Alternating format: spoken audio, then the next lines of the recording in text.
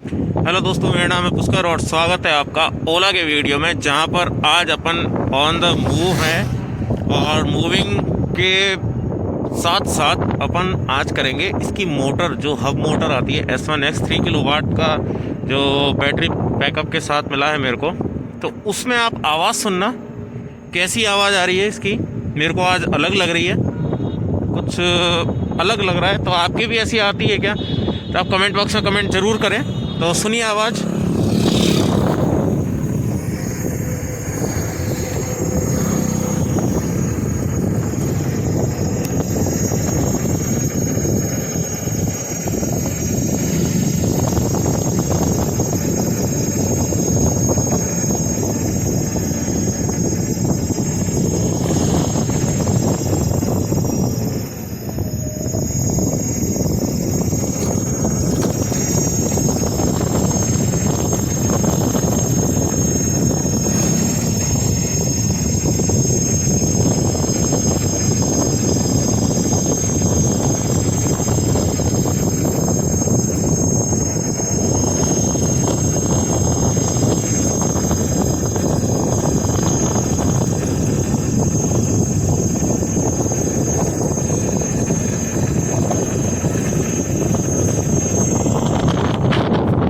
तो आप देख सकते हैं, सुन सकते हैं। मेरे को ऐसा लगता है कि ये टायर्स की आवाज़ है, क्योंकि सीमेंट रोड पे अलग थी और डामर रोड पे अलग है।